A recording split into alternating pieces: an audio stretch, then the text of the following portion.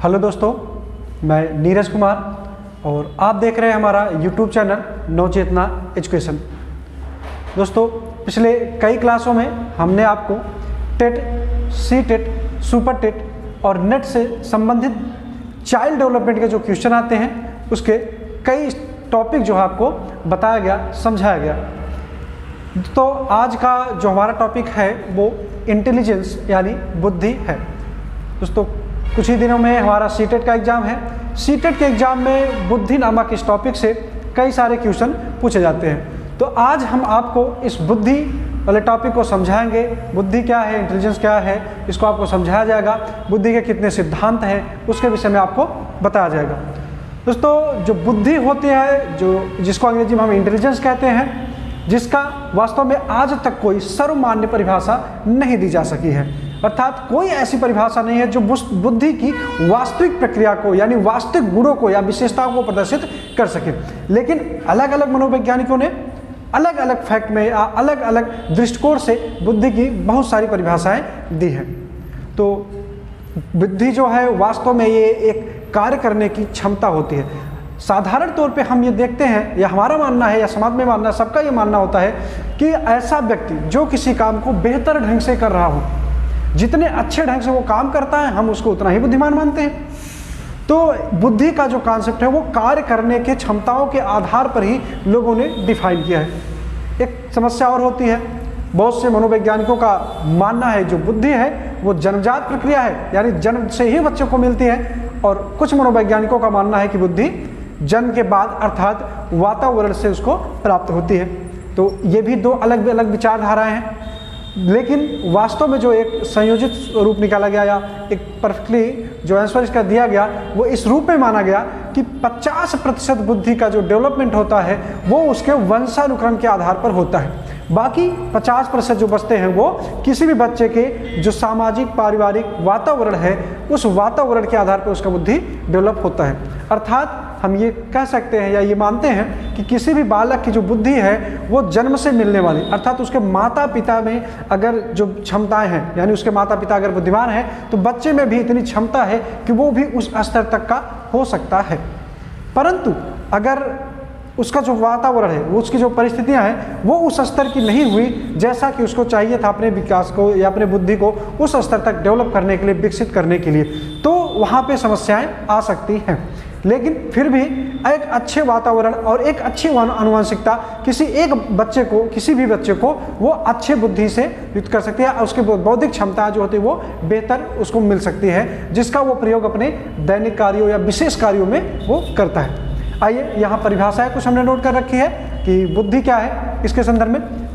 तो एक वुडवर्थ नामक मनोवैज्ञानिक है, उन्होंने इसी कॉन्सेप्ट को लेकर के बताया कि बुद्धि जो है वो कार्य करने की एक विधि होती है। अर्थात इनका मानना है कि किसी भी कार्य को हम जितने बेहतर ढंग से करते, जितने अच्छे ढंग से करेंगे, वही बुद्धि का स्वरूप माना जाता है। किसी कार्य को जिस विधि से आप कर रहे हैं उस विधि पर आपकी बुद्धि निर्धारित करती है। यानी कार्य करने के बहुत सारे ढंग होते हैं। तो कोई व्यक्ति उस काम को बहुत जटिल तरीके से, कोई आसान तरीके से करना चाहता है, तो काम को कितने कम समय में कितने अच्छे तरीके से आपने किया वही आपकी बुद्धि का निर्धारण करता है। ऐसा मानना है वुडवर्थ महोदय का। एक दूसरा डिफिनेशन है टर्मन का। टर्मन ने क्या कहा, बुद्धि जो है वो अमूर्त विचारों के बारे में सोचने की योग्यता है। अमूर्त विचार, अमूर्त का कॉन्सेप्ट क्या है, अमूर्त का मतलब क्या होता है? अमूर्त का तात्पर्य है कि ऐसे तर्क या ऐसे विचार जो हम बिना किसी वस्तु को देखे हम करते हैं। यानी हम जो तर्क, चिंतन और ये संदर्भित जो बातें आती हैं तर्क से, चिंतन से, या हमारे पास कोई चीज़ें नहीं फिर भी उसके विषय में हमारे जो विचार होते हैं, जो सृजनात्मक क्षमता होती है, वही सब आते हैं बातें अमूर्त के अंतर्गत या अमूर्त विचार के अंतर्गत होता है। यानी कोई भी व्यक्ति बिना किसी आधार के जितना अच्छा चिंतन कर सकता है, जितने अच्छी बातें वो रख सकता है, जितने अच्छे उसके विचार होंगे उस वस्तु के संदर्भ में जिसको उसने नहीं देखा है, जो उसके पास नहीं है, जिसके संदर्भ में वो नहीं जानता, वो तो वह व्यक्ति उतना ही ज़्यादा बुद्धिमान माना जाता है। ये टर्मन का मानना है। एक बीने जो बुद्धि का पहला परीक्षण इन्होंने दिया, बुद्धि सबसे पहले बुद्धि को मापने का भी योगदान इन्हीं को है। बुद्धि मापन जो है पहला इन्होंने ही प्रतिपादित किया था। इन्होंने एक डिफिनेशन दिया, बुद्धि इन 4 शब्दों में निहित है। बुद्धि को उन्होंने 4 शब्दों में बांध के रखा हुआ है। उनमें क्या है, एक ज्ञान है, दूसरा आविष्कार, तीसरा निर्देशन और चौथा जो है वो आलोचना होता है। बुद्धि 4 शब्दों में निहित है, पहला ज्ञान, दूसरा आविष्कार, तीसरा निर्देशन और चौथा जो है वो आलोचना। यानी किसी भी व्यक्ति में कितना ज़्यादा ज्ञान है, वो कितने अच्छे ढंग से किसी ज्ञान को ग्रहण कर रहा है। वो जितना ज्ञान ग्रहण करता है, जितना वो उसका स्टोर कर रहा है, उतना ही वो बुद्धिमान माना जाता है। या दूसरा तथ्य क्या कह रहा है, आविष्कार। आविष्कार का मतलब किसी नए विषय वस्तु को बनाना। जो व्यक्ति बुद्धिमान है वही किसी नए विषय वस्तु का निर्माण कर सकता है। यानी नए विषय वस्तु को बनाने का जो क्षमता होता है वो बुद्धि का स्वरूप माना जाता है, बुद्धि का प्रतीक माना जाता है। हमने किसी कार्य को कितने नए ढंग से किया, हमने किसी नए विषय वस्तु का निर्माण कैसे किया, वो आविष्कार है। और लेकिन ये काम करने की जो क्षमता है वो बुद्धि के माध्यम से या बुद्धि के द्वारा ही हमको मिलते हैं। तीसरा शब्द इन्होंने स्वीकार किया, निर्देशन।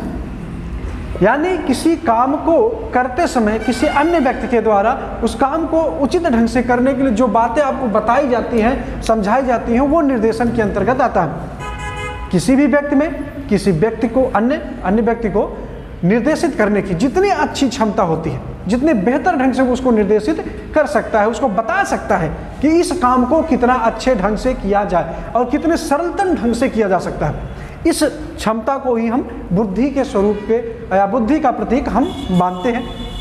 एक शब्द और है, आलोचना। जानते हैं, आलोचना यानी किसी भी व्यक्ति के द्वारा कहे गए या किए गए किसी कार्य या कहे गए किसी बात का जब हम आलोचना करते हैं, यानी उसके गुण और दोष को हम देखते हैं, तो उस गुण और दोष को देखने वाली क्षमता को भी इन्होंने बुद्धि का स्वरूप माना हुआ है। यानी अगर आपके पास ऐसी क्षमताएं हैं कि किसी व्यक्ति के द्वारा किए गए कार्य के, कि व्यक्ति के द्वारा बताई गई बातों को आप आलोचित करके यानी बता सकते हैं, उसका एनालिसिस करके कि ये कितना परफेक्ट है या इसमें क्या क्या गलत बातें रखी गई हैं, ये जो क्षमताएं होती हैं वो भी बुद्धि का स्वरूप होता है। आगे देखते हैं, एक और परिभाषा गाल्टन महोदय ने दिया। गाल्टन का मानना है जो बुद्धि है वो पहचानने तथा सीखने की शक्ति होती है। गाल्टन ने क्या कहा कि किसी भी व्यक्ति की जो बुद्धि है यानी बौद्धिक क्षमता जो होती है वो किससे पता चलती है, पहचानने, किसी भी व्यक्ति को, स्थान को, वस्तु को पहचानने और उसको सीखने या किसी कार्य को, किसी ज्ञान को सीखने की जो शक्ति होती है वही बुद्धि का स्वरूप होता है। ऐसा किसने माना, गाल्टन महोदय ने स्वीकार किया है। एक मनोवैज्ञानिक बकिंघम है, बकिंघम, इन्होंने क्या कहा, सीखने की शक्ति ही बुद्धि है। यानी इनका कहना है कि जो सीखने की हमारी क्षमता है, किसी ज्ञान को, किसी बात को जितने बेहतर ढंग से या जितने कम समय में हम उसको सीख लेते हैं और जितने अच्छे से सीखेंगे वही हमारी बौद्धिक क्षमता होती है। तो इस प्रकार हमने क्या देखा कि अलग अलग मनोवैज्ञानिकों ने बुद्धि के स्वरूप को अलग अलग ढंग से व्याख्यायित किया है, परंतु कोई भी ऐसी परिभाषा नहीं है जो परफेक्टली यानी बुद्धि के हर स्वरूप का, हर बात का वर्णन कर सके। तो इसलिए बुद्धि को जो है अभी तक इस श्रेणी में रखा गया कि उसको वास्तविक रूप से प्रदर्शित नहीं किया जाए। फिर भी अलग अलग तरीके से मान करके बुद्धि के अलग अलग कॉन्सेप्ट को सबने प्रदर्शित किया। अर्थात बुद्धि क्या है, अमूर्त चिंतन की क्षमता हो सकती है, बुद्धि ज्ञान प्राप्त करने की क्षमता हो सकती है, बुद्धि सोचने की क्षमता हो सकती है, बुद्धि जो है वो निर्माण करने की यानी आविष्कार करने की क्षमता हो सकती है, बुद्धि निर्देशन देने की क्षमता हो सकती है और बुद्धि सीखने की क्षमता हो सकती है, कार्य करने की क्षमता हो सकती है। तो बुद्धि का ये स्वरूप अलग अलग परिभाषाओं के द्वारा प्रदर्शित होता है। तो दोस्तों हमने बुद्धि के अर्थ को समझ लिया, बुद्धि के जो है परिभाषाएं हमने देख ली। अब हम बुद्धि का सिद्धांत पढ़ेंगे। अलग अलग मनोविज्ञानिकों ने ढेर सारे सिद्धांत भी दे रखे हैं, तो इनमें से कुछ प्रमुख सिद्धांत का वर्णन हम यहाँ पे करते हैं। तो बुद्धि का जो पहला सिद्धांत प्रतिपादित हुआ वो 1905 ईस्वी में। वैसे ये पहला सिद्धांत तो नहीं था, पहला सिद्धांत जो आया था 1904 ईस्वी में ही आया था स्पीयरमैन के द्वारा, लेकिन जो माना जाता है क्योंकि 1905 ईस्वी में ही अल्फ्रेड बीने महोदय ने एक सिद्धांत भी दिया था और बुद्धि का मापन यंत्र भी माना था, या बुद्धि मापन की भी बात उन्होंने सर्वप्रथम की है। तो 1905 ईस्वी में अल्फ्रेड बीने के द्वारा बुद्धि का एक सिद्धांत प्रतिपादित हुआ जिसको हम एक तत्वी सिद्धांत, एक तत्वी सिद्धांत के नाम से जानते हैं, या एक कारक सिद्धांत भी इसको कहा जाता है। एक तत्व या एक कारक सिद्धांत कहा जाता है। इस सिद्धांत के अनुसार अल्फ्रेड बीने का मानना था कि हमारी बुद्धि में केवल और केवल एक ही तत्व होता है या एक ही कारक होता है, अर्थात जब भी हम कोई काम करने जाते हैं तो हमारी पूरी की पूरी बुद्धि उस काम में लग जाती है। तो ऐसा तो अल्फ्रेड बीने का मानना था। लेकिन दोस्तों, आप इस बात का अनुमान लगा सकते हैं, आप खुद ही सोच सकते हैं कि हमारी बुद्धि में अगर एक ही तत्व हो तो हम एक समय में एक ही काम कर सकते हैं, या फिर एक व्यक्ति सिर्फ एक ही क्षेत्र का जो विशेषज्ञ हो सकता है, एक ही क्षेत्र में वो माहिर हो सकता है। जैसा कि आप जानते हैं ऐसा संभव नहीं है, ठीक। तो इसलिए इसी सिद्धांत का जो है यहीं पे खंडन किया जाता है कि ऐसा संभव नहीं है कि एक व्यक्ति में केवल और केवल एक ही तत्व होगा। फिर एक दूसरा सिद्धांत की व्याख्या आती है जो 1904 ईस्वी में ही प्रतिपादित हुआ था। इसके प्रतिपादक है स्पीयरमैन ने 1904 ईस्वी में एक बुद्धि का सिद्धांत प्रतिपादित किया जिसको हम द्विकारक सिद्धांत के नाम से जानते हैं। ये द्विकारक सिद्धांत जो स्पीयरमैन के द्वारा 1904 ईस्वी में ही दे दिया गया था। इस सिद्धांत में स्पीयरमैन ने दो कारक स्वीकार किए, बुद्धि में दो फैक्ट स्वीकार किए हैं। वो कुछ इस तरीके से है, इसमें एक मुख्य कारक जिसको जी कारक कहते हैं और ढेर सारे एस कारक होते हैं जिसको हम जी कारक को हम सामान्य कारक कहते हैं, जी कारक को हम सामान्य जनरल फैक्ट कहते हैं, और यस को स्पेसिफिक यानी विशिष्ट कारक के रूप में स्वीकार करते हैं। तो स्पीयरमैन के द्विकारक सिद्धांत के अनुसार बुद्धि में दो तत्व होते हैं, एक जी कारक होता है, दूसरा एस कारक होता है। जी कारक जो सामान्य होता है या इसको हम जन्मजात भी कहते हैं, जन्मजात कारक के रूप में भी स्वीकार करते हैं, और विशिष्ट कारक जो अर्जित होता है, विशिष्ट कारक जो अर्जित होता है। जन्मजात कारक या फिर सामान्य कारक जिसको हम जी कारक के रूप में स्वीकार करते हैं, ये हर व्यक्ति में होता है, सब व्यक्ति में पाया जाता है, परंतु इसकी मात्रा सब व्यक्तियों में अलग अलग होती है, ऐसा स्पीयरमैन का मानना था। और जो दूसरा कारक इन्होंने स्वीकार किया विशिष्ट या अर्जित कारक, जिसको हम वातावरणीय के रूप में भी स्वीकार करते हैं, जो बच्चे में जन्म के बाद यानी उसको अर्जित किया जाता है। हमने अर्जित कारक लिखा ना, ये अर्जित किया जाता है। इनका मानना था कि एक किसी भी व्यक्ति में जो जन्मजात कारक है वो तो ठीक है, वो सब में है, सब में अलग अलग है, लेकिन हर व्यक्ति में अर्जित कारक भी ढेर सारे होते हैं। अर्थात एक व्यक्ति चाहे तो वो 1, 2, 3, 4, 5, 6, 8, 10 जितने भी क्षेत्रों में चाहे वो विशिष्टता अर्जित कर सकता है, यानी उतने ज़्यादा सी क्षेत्रों को वो सीख सकता है, समझ सकता है। तो जो अल्फ्रेड बीने का एक तत्वीय सिद्धांत था जहाँ पर उन्होंने माना था कि बुद्धि में केवल एक तत्व होते हैं, उसका खंडन के आधार पर, या इसको आप समझ सकते हैं यहाँ पे जो है इन्होंने क्या माना कि एक तत्व तो नहीं होता, होते तो दो तत्व है मुख्य रूप से, लेकिन जो एक तत्व उसमें से है वो सामान्य है, जो सब में होता है, जो जन्म से मिलता है। लेकिन दूसरा तत्व जो माना गया वो विशिष्ट या अर्जित माना गया, लेकिन विशिष्ट या अर्जित कारकों की संख्या इन्होंने बहुत सारी मानी, इसका कोई लिमिटेशन नहीं है, कोई निश्चित संख्या नहीं स्वीकार किया, फिर भी अलग अलग बुद्धि के ये विशिष्ट कारक स्वीकार किए गए। जैसे हम ये समझ सकते हैं कि कोई भी बच्चा अगर गणित में अच्छा है, गणित में स्पेशलिस्ट है, वो विज्ञान भी अच्छे से सीख सकता है, वो कला भी अच्छे से सीख सकता है, वो कलाकार भी हो सकता है, वो संगीत भी अच्छे से सीख सकता है, वो मतलब संगीत का भी स्पेशलिस्ट हो सकता है, वो हिंदी का भी स्पेशलिस्ट हो सकता है। ये अलग अलग जो कारक हैं यही विशिष्ट कारक का स्वरूप होते हैं। तो ऐसा ये मानते हैं कि एक व्यक्ति चाहे जितने भी क्षेत्रों में विशिष्टता अर्जित कर सकता है।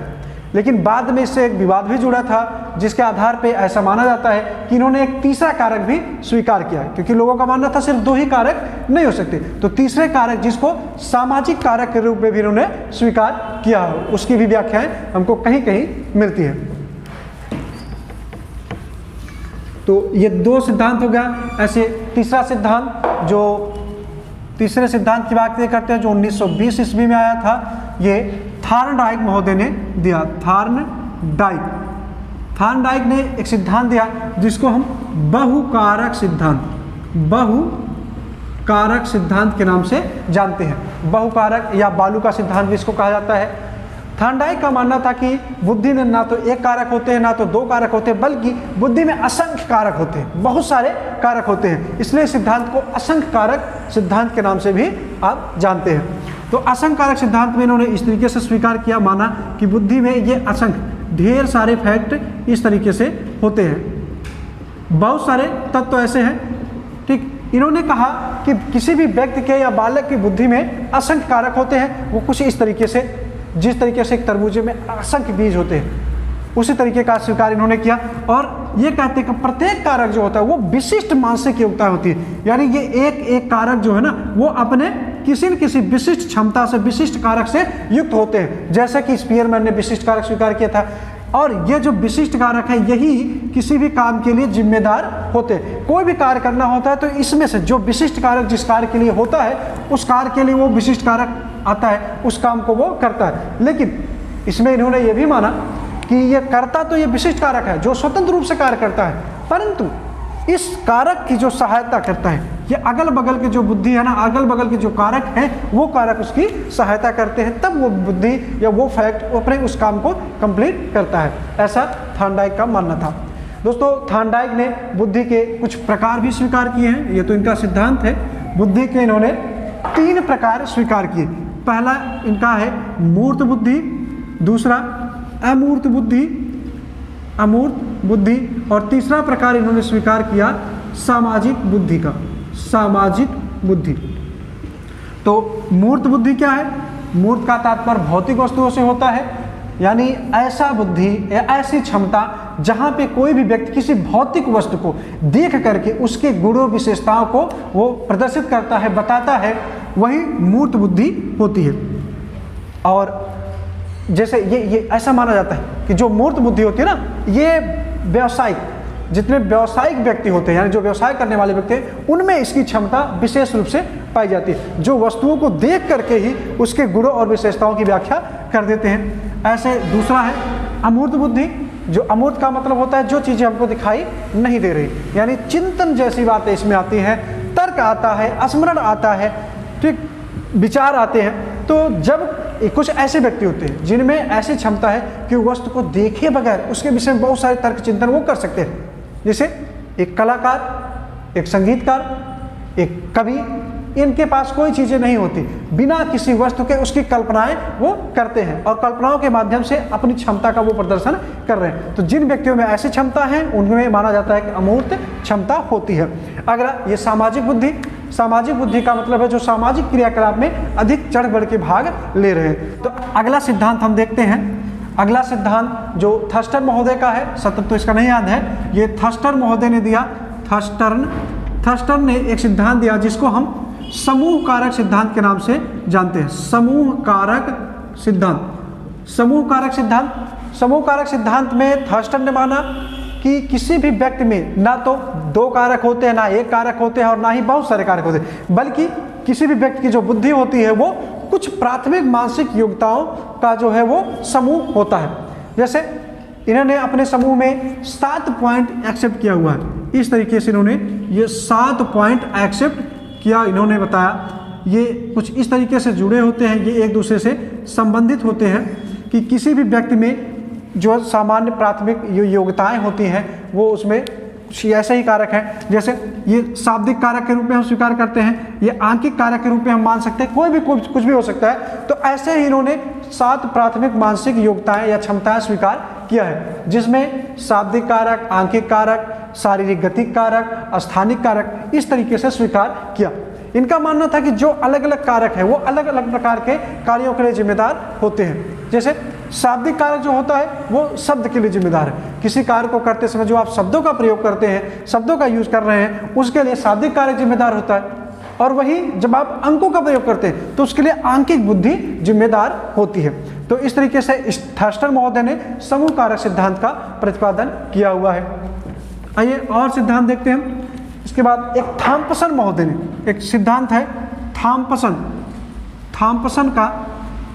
ने प्रतिदर्श सिद्धांत दिया। प्रतिदर्श सिद्धांत, थॉम्पसन ने अपने प्रतिदर्श सिद्धांत में बताया कि हमारी जो बुद्धि है, जो बौद्धिक क्षमता है, इसमें कुछ प्राथमिक मानसिक योग्यताएं होती है। जैसे ये बुद्धि में ढेर सारी योग्यताएं हैं और इनका मानना है कि हमारी बुद्धि जो होती है, जिन संपूर्ण बुद्धि है जब ये कोई काम करने जाती है तो उस काम को करने के लिए एक नए बुद्धि प्रतिदर्श का निर्माण करती है, यानी बुद्धि के संपूर्ण तत्वों में से कुछ तत्वों को निकाल करके एक नए प्रतिदर्श का निर्माण करती है। और ये जो बुद्धि प्रतिदर्श निर्मित होता है, यही बुद्धि किसी भी काम के लिए जिम्मेदार होता है, क्योंकि इसमें भी कुछ ही तत्व आते हैं जो उस काम के योग्य होते हैं, उस काम को करने के लिए जिम्मेदार होते हैं। और ये कहते हैं कि जब हमारा वो काम खत्म हो जाता है, उस काम को हम कर लेते हैं, तो हमारी जो बुद्धि है, यानी ये जो बुद्धि प्रतिदर्श जिसका निर्माण हमने किया था, वो मूल बुद्धि में समाहित हो जाती है।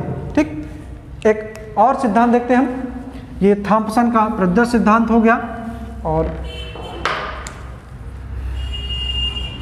एक सिद्धांत जो है गिलफोर्ड महोदय ने दिया है, गिलफोर्ड का सिद्धांत। गिलफोर्ड ने त्रिविमी सिद्धांत दिया, त्रिविमी सिद्धांत, या बुद्धि का संरचना मॉडल का सिद्धांत भी कहा जाता है, जो गिलफोर्ड के द्वारा दिया गया। इन्होंने कुछ इस तरीके का एक बुद्धि संरचना स्वीकार किया हुआ है कि किसी भी व्यक्ति में ये इस तरीके का एक मॉडल स्वीकार किया। इसमें इन्होंने अलग अलग कारक स्वीकार किए हैं। इसमें इन्होंने माना कि किसी भी व्यक्ति की जो बुद्धि होती है वो तीन आधार पे, तीन विमा पे काम करती है। उसमें से पहला विमा होता है विषय वस्तु, दूसरा होता है संक्रिया, और तीसरा जो होगा वो उत्पाद के रूप में होता है। विषय वस्तु, संक्रिया और उत्पाद। गिलफोर्ड ने अपने त्रिविमी सिद्धांत में इन तीन फैक्ट को, तीन विमाओं को स्वीकार किया, जिसमें से एक विषय वस्तु है, दूसरी संक्रिया है और तीसरा उत्पाद होता है। ये कहते हैं कि हमारी बुद्धि जब भी कोई काम करती है तो उसको काम करने के लिए एक विषय वस्तु चाहिए होती है। तो ये विषय वस्तु, जैसे हम उसको अंकों के रूप में विषय वस्तु दे सकते हैं, शब्दों के रूप में दे सकते हैं और संकेतों के रूप में देते हैं, अलग अलग तरीके से उसको विषय वस्तु मिलता है। तो शब्द हो, अंक हो या संकेत हो, वो उसको ग्रहण कर लेता है। ग्रहण करने के बाद उस पर संक्रिया मतलब क्रिया यानी कार्य करता है। यानी अंक आपने दिया तो अंकों का जोड़, घटाना, गुणा, भाग इस तरीके के कार्य करता है। शब्द को दिया तो शब्द की रचना वो करता है, और संकेत कोई मिला है तो संकेत का अर्थ क्या है वो उसको सीखता है, और ये संक्रिया करके अंत में वो उत्पाद देता है। उत्पाद माने कोई ना कोई रिजल्ट आपको जरूर देता है। तो इस तरीके का यह बुद्धि काम करते हैं। इन्होंने शुरू में विषय वस्तु में 4 प्रोसेस माने, संक्रिया में 5 और उत्पाद में 6 स्वीकार किए थे। इस आधार पर ये 4 × 5 × 6 कुल 120 तत्व यानी 120 कोष स्वीकार किया था।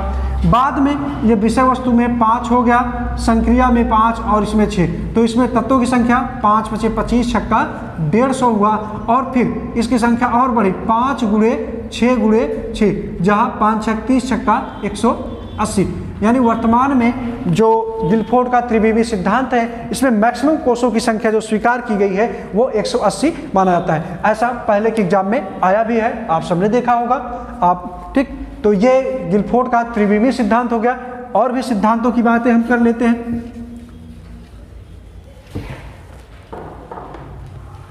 एक सिद्धांत है बहुबुद्धि सिद्धांत, जिसको हावर्ड गार्डनर ने दिया। हावर्ड गार्डनर ने बहुबुद्धि सिद्धांत दिया, जिसको जीरो प्रोजेक्ट के नाम से भी जाना जाता है। गार्डनर महोदय ने अपने बहुबुद्धि सिद्धांत में इस बात की व्याख्या की कि किसी भी व्यक्ति में जो बुद्धि है, बुद्धि का स्वरूप है, वो बहुत सारे होते हैं। और इनका मुख्य जो बिंदु था वो इस बात पर व्याख्या किया इन्होंने कि किसी भी व्यक्ति में जो बुद्धि है वो बहुत से प्रकार की होती है। अगर कोई भी व्यक्ति एक क्षेत्र में फेल है यानी कमजोर है, वो निम्न स्तर पर है, तो जरूरी नहीं कि वो किसी दूसरे क्षेत्र में, बुद्धि के अन्य फैक्ट में भी या कार्य करने के अन्य क्षेत्रों में भी वो कमजोर हो सकता है। जैसे अगर कोई बच्चा गणित नहीं जानता या गणित कम जानता है, तो ऐसा नहीं कि वो अंग्रेजी नहीं जान सकता, वो हिंदी नहीं जान सकता। सामान्य रूप से ये बात देखने के लिए मिलती है कि गणित को कम जानने वाले अन्य कई सब्जेक्टों में, अन्य कई विषयों में अच्छे हो सकते हैं और होते भी हैं। और इसी तरीके से अगर कोई व्यक्ति खेलने में बहुत अच्छा है तो हो सकता है वो पढ़ने में अच्छा ना हो। तो ये गार्डनर का बहुबुद्धि सिद्धांत इसी बात की व्याख्या करता है कि किसी भी व्यक्ति में बुद्धि की जो फैक्ट्स हैं, जो तत्व, वो बहुत सारे होते हैं, और कोई भी व्यक्ति एक तत्व में या एक क्षेत्र में कमजोर है तो जरूर नहीं वो अन्य क्षेत्रों में भी कमजोर वो अन्य क्षेत्रों में बहुत अच्छा हो सकता है। एक और सिद्धांत की बात हम कर लेते हैं, बुद्धि का सामवेगिक सिद्धांत। एक इसकी व्याख्या गोलमैन महोदय ने किया है। गोलमैन का